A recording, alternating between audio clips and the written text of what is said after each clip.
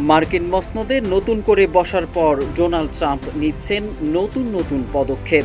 সম্প্রতি তিনি মধ্যপ্রাচ্যের সৌদি আরব, কাতার সহ বেশ কয়েকটি দেশ সফর করেছেন। হয়েছে বিলিয়ন বিলিয়ন ডলারের চুক্তি। তবে ট্রাম্প এক প্রকার অবজ্ঞাই করলেন ইসরায়েলকে। সফর বাদ রেখেছেন দেশটিতে। ইসরায়েলকে ট্রাম্পের এই উপেক্ষা নিছক কূটনৈতিক বিষয় নয়, বরং এক গভীর রাজনৈতিক সংকেত। ট্রাম্পের আগের মেয়াদের তুলনায় এবারের নীতিতে দেখা যাচ্ছে বিস্তর ফারাক। আগে তিনি জেরুজালেমে দূতাবাস স্থানান্তর, গোলান মালভূমিকে ইসরায়েলি এলাকা হিসেবে স্বীকৃতি দেওয়ার মতো বিষয়গুলো প্রাধান্য দিলেও এবার দেখা যাচ্ছে ভিন্ন দৃশ্য। ট্রাম্পের সাম্প্রতিক মধ্যপ্রাচ্য সফরে ইসরায়েলকে উপেক্ষা, অবহেলা নাকি কৌশলগত দূরত্ব, এ প্রশ্ন সামনে আসছে।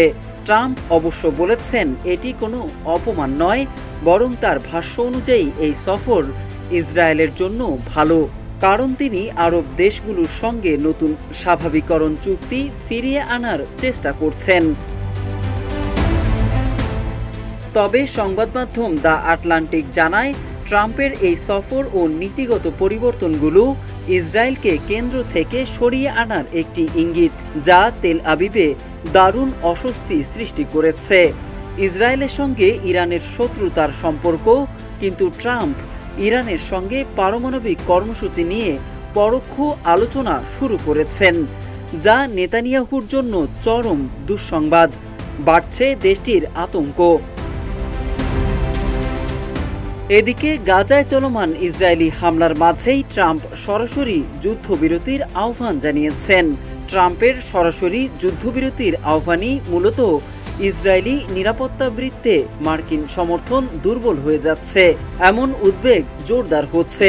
এছাড়া তেল আবিবের হস্তক্ষেপ ছাড়াই মার্কিন ইসরায়েলিকে হামাসের বন্দিশালা থেকে মুক্ত করা ওয়াশিংটনের কৌশলগত দূরত্বের প্রতীক হয়ে উঠছে। দ্য আটলান্টিক বলছে, ট্রাম্পের এই পরিবর্তনগুলো একটি নতুন মার্কিন কৌশলগত বাস্তবতার ইঙ্গিত দেয়।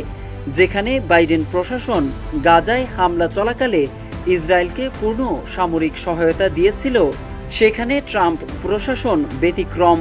এর সবকিছুই একটি স্পষ্ট ইঙ্গিত দেয় যে যুক্তরাষ্ট্র এখন কৌশলগত ভারসাম্য পুনর্বিবেচনা করছে।